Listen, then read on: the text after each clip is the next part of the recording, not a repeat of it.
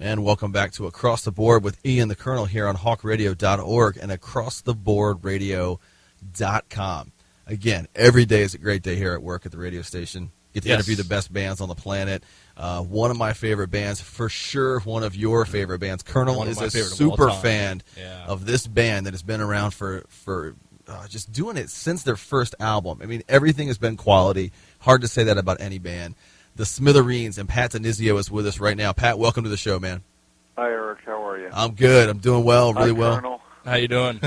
This is awesome. This is a good feeling for me. I like being able to talk to the bands that I've listened to for years and been such a huge fan of.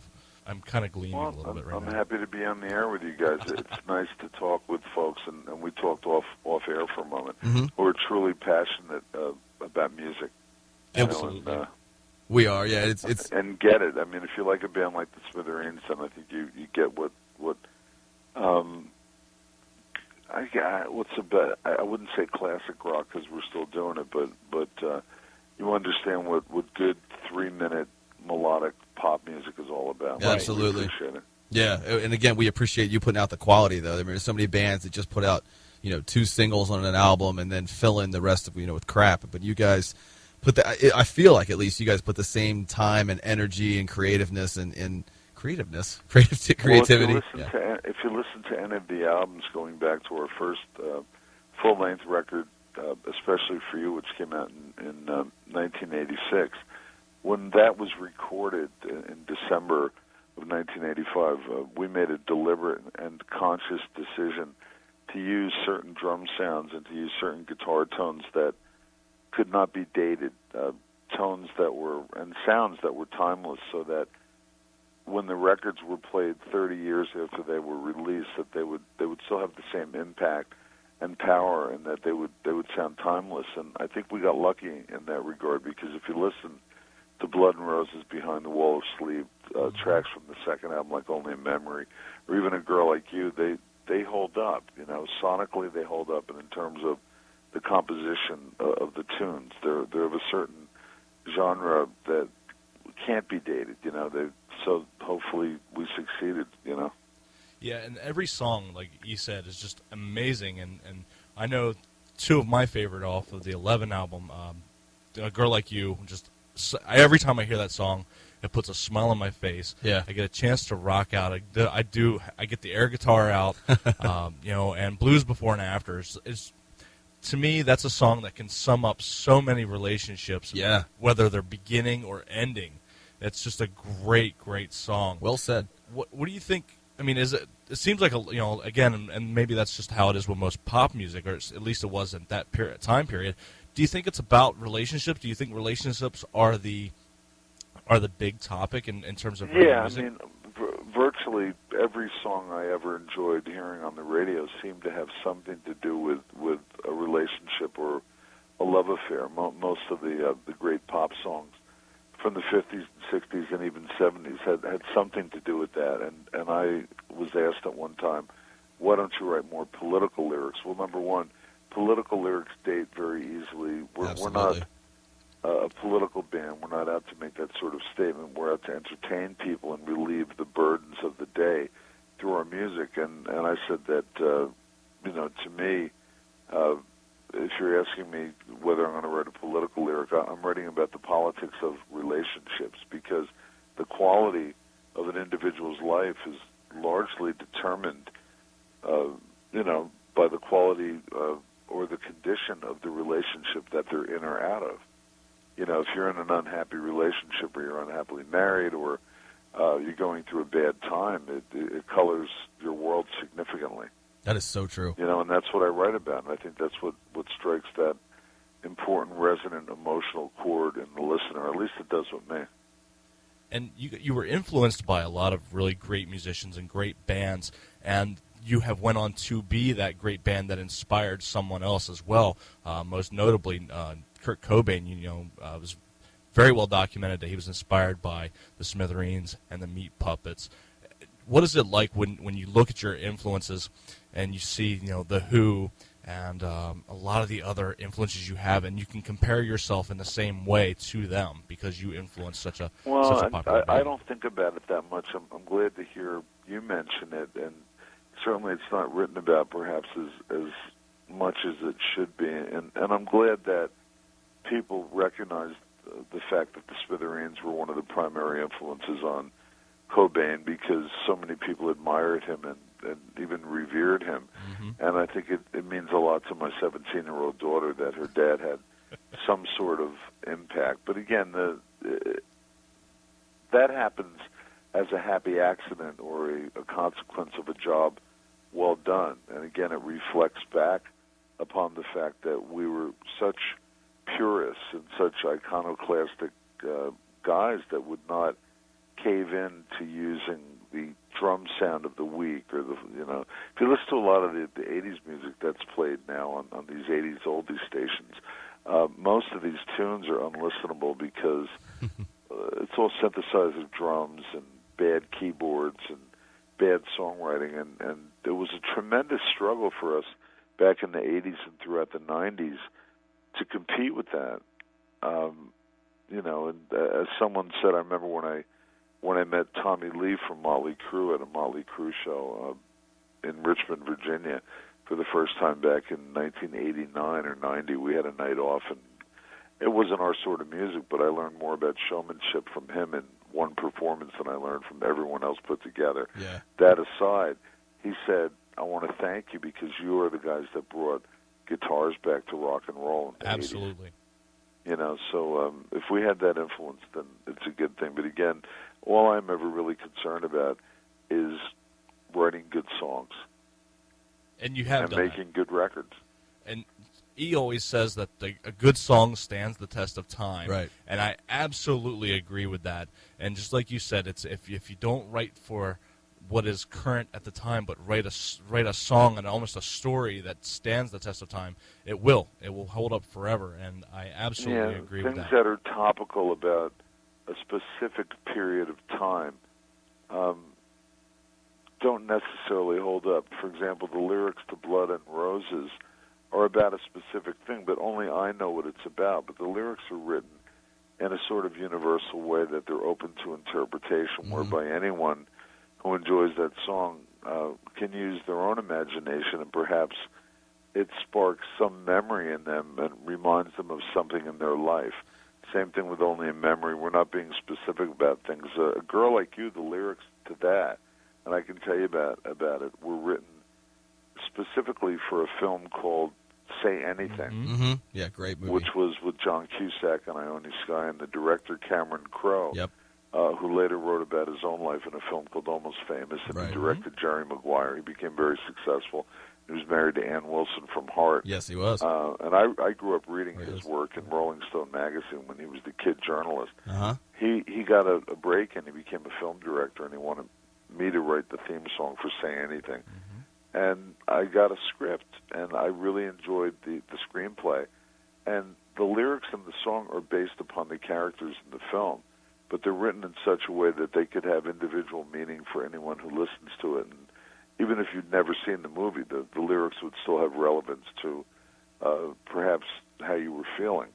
But in the film Say Anything, which takes place in Washington State, the last line of A Girl Like You is, London, Washington, anywhere you are, I'll run. Right. Well, at the beginning of the film, they're in Washington State, and at the end of the film, they're both on an airplane heading for London, England. Yeah. So what I'm trying to tell you is that you can get your inspiration from just about anywhere and come up with a set of lyrics that are uniquely your own. Yeah, and that's an incredible film, too. I love that movie. But what you're saying about the way you write the lyrics and how they're universal and stand the test of time, that's what the great songwriters say. I think that's what separates the great songwriters from other kind of average or good songwriters. I know like Glenn Phillips said that from Toad the Wet Sprocket. Right. He was telling us that it's not something that is just in that one emotion. It can be any time you're feeling that emotion and move from there. So it's incredible. It's for others to determine whether I'm a great songwriter or not. I'm more of a craftsman. I sit down very diligently when it comes time to write an album, and I just work on it. And sometimes you get lucky and inspiration hits you, and you'll come up with a melody that's more memorable than another one, and a good title. and it all comes together. But it's just basically not unlike someone who's trying to write a novel, or perhaps when you were back in school writing a term paper. You sit down, you plant yourself in the chair, and you don't get up till you're done. Right. And sometimes you'll get lucky, and you'll come up with something that you know is the best you've been able to do. And as a result, when you do that, when you always aim for the best, other people intuitively react to it. They really do, or at least your audience, the people that think the same way that you do and enjoy the same music that you do. They'll get it. They'll know that it's real, and that there's something real from you, from within, that is in the song. Across the board with Ian the Colonel, sitting in with Pat DiNizio of the Smithereens. When you have a new album, such as the newest one from you guys, 2011, the new single is Sorry. Talk to us about that song as well, because again, it's a song that you can translate whatever way you want and use it for your own. Yeah, I was in a rehearsal studio not far from my apartment in New York City on Avenue B and 7th Street, and it was the same rehearsal studio that we used when we created our Green Thoughts album, which was released in 1988. In fact, we had last rehearsed there 23 years ago. When I walked through the neighborhood, I was surprised to see that it was still open, and when I inquired about renting space, it was still $13 an hour, and the equipment was still exactly the same. That's incredible. There may have even still been like a castaway crushed coffee cup that I had left there 23 years earlier. It's one of those type of deals. And I was working on, I just sat down with a tape recorder and a guitar and a vocal mic, and I came up with something, and the owner of the studio, Mario, he popped his head in the door, and he said, "What's that?" I said, "Well, I just came up with it." He goes, "That's it. That's the hit." He said, "That's the one the girls are going to like." You know, I don't know where I got the title from. I just started singing, I'd like to say I'm sorry, but I won't. Maybe something was going through my head that day. Maybe, someone, I had an argument with somebody, and those were my feelings. You understand? Did you ever notice that at odd times of the day, based on, you're mulling over something in your mind, and it's something that's bothering you, or you're happy about something, and you'll start singing a song, or a song will come to your head that totally relates to it. Like, you could be thinking, well, it's too late, baby, now it's too late. You know what I mean? Yeah. This happens all the time, and that's the beauty of it. So I think that I was thinking that in my mind. I'd like to say I'm sorry, and you'd like to hear me say it, but I'm not going to do it. And so because I had that title, just based on what was going through my mind or my feelings that day, and I just happened to be writing songs that day and taping them, I came up with the rest of the lyrics from the title. And it's obviously about a relationship in decline. Been there. Definitely been there. We're talking about songs. Not you guys. Talking about songs and great songs. Pat, if you knew the world was going to end in 10 to 15 minutes, what is the last song that you would want to hear or perform? Yours or anybody else's? Last notes in your head.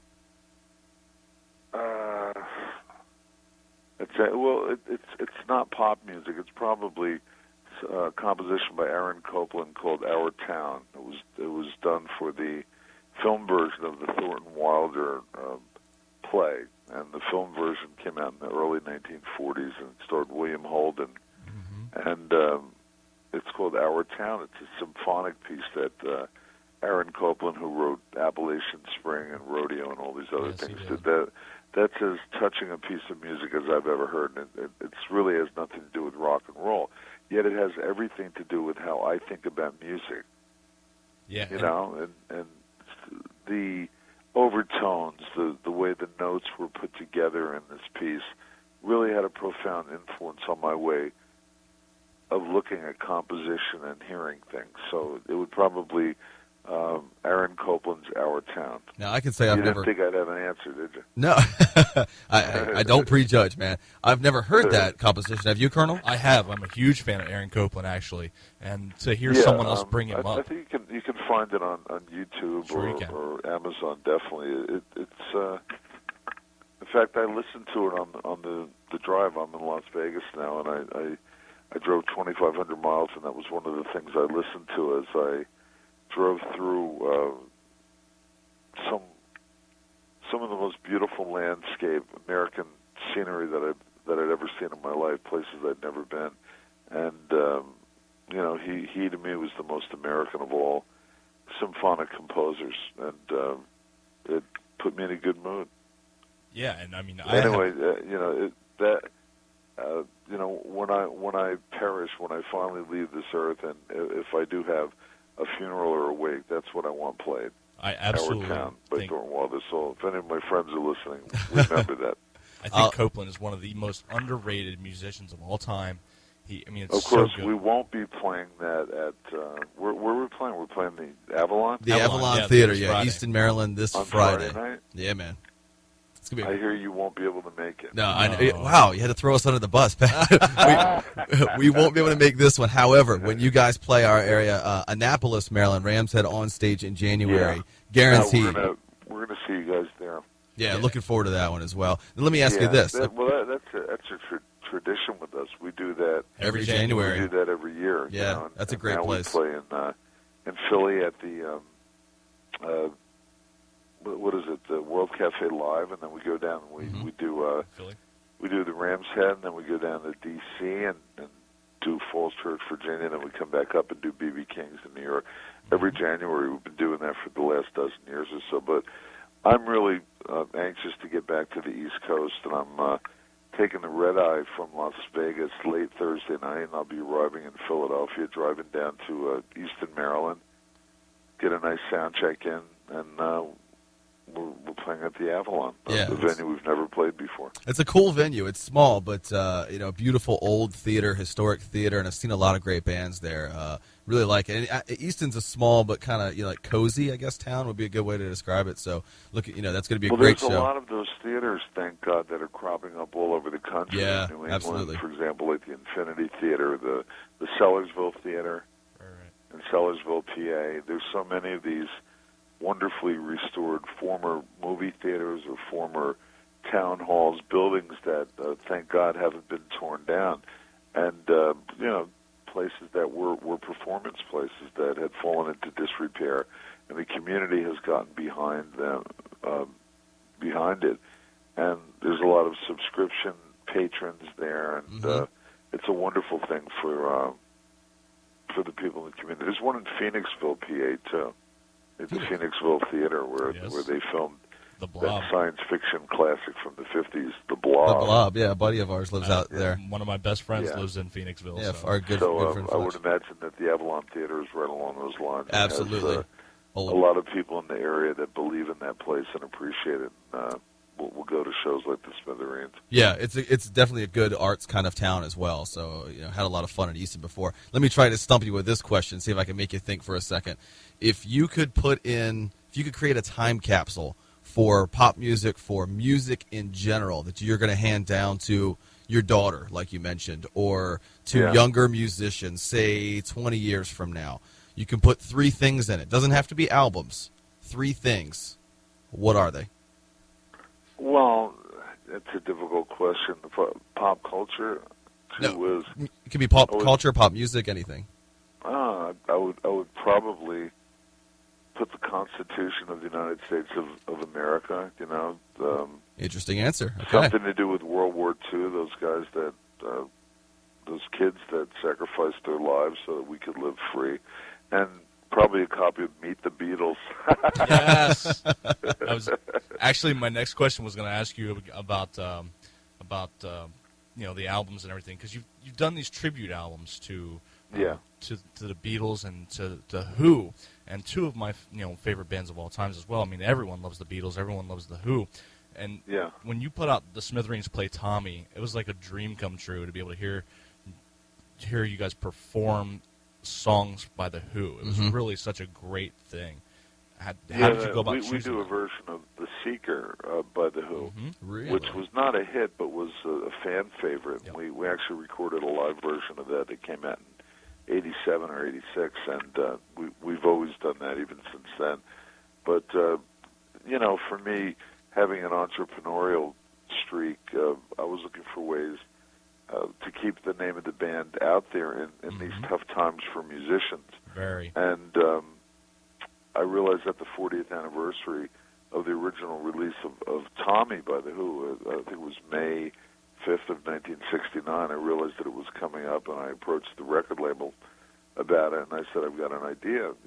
We'll do the Smithereens Play Tommy because they're one of our favorite bands, and that's one of our favorite records. And, of course, the labels were not interested so much in a new original Smithereens album as much as an album that had a built-in marketing hook to it. Right. And so they immediately said yes. And I went to the rest of the guys in the band, and they said, look, we've done our Beatles tribute albums already, and we don't want to do another tribute record. And I told the label, and they said, what would it take to get you guys to agree to do the Smithereens Play Tommy? And I said, well, you could greenlight and finance a brand new original Smithereens album. And they went for it. Excellent. Way to negotiate. So that was the price that we paid to get the new album Smithereens 2011 out. Good. And that's a little known fact. But, you do what you do to stay in the game. And the fact of it is, at the time, there was no interest from any labels in a brand new Smithereens album. And that's how the new one came about, thankfully. Yeah. But that being said, we put out Meet the Smithereens, which was our reimagining of probably the most important rock and roll album of all time, Meet the Beatles. Right. And I got that idea when I came across a magazine called American Heritage, and the topic on the cover was 1964, the year everything changed, and it was about Lyndon Johnson's Great Society, the Vietnam War, the Kennedy assassination, the Civil Rights movement, but more importantly for me, and it was the headline in the magazine, it was something called Beatlemania, and about how the release of Meet the Beatles in February of 1964 had an amazing and profound impact on America, the world, and pop culture. And I certainly remember when it came out, being a young child, how within weeks of its release there was a garage band on every corner in every town in America. And it really profoundly changed things. So that put us on the front cover of the Arts and Leisure section of the New York Times, and it broke downloads records on iTunes, believe it or not. And then we did a follow-up Beatles tribute album. We put out a live album, a Christmas record, Smithereens Play Tommy, and, a total of, between the solo records and the band albums, within the last 5 years, we put out about 9 or 10 albums. Talk about prolific. So it's not as though we've not been extremely active. Yeah. Let's be a little less lazy, Pat. Let's get it out there. Come on. Life is too short to be lazy. That's the truth. You've got to keep moving forward all the time. That's what we keep trying to do. I keep trying to tell you that, Although Colonel. my daughter, who was 17, did say to me, Dad, why? It's 32 years. Why are you still doing this? And I said, honey, I have no job skills for anything else. Right. That's what works, there right? isn't much of anything else I'd rather do. Well, you do it well, Pat. That's we what I was appreciate about it. to say. Thank you, guys. Again, the Smithereens are coming up this Friday, Avalon Theater, Easton, Maryland. In January, coming to Annapolis at Ram's Head on stage, and see them all over we have fans all over the world right now listening. So check them out online. You can follow them anywhere they happen to be in the U.S. and definitely go out and get the new album. Pat DiNizio of the Smithereens. Go ahead, Pat. No, thank you. Thank you. Thank you, man. We'll be back in a few minutes here on Across the Board with Ian the Colonel on hawkradio.org. And acrosstheboardradio.com.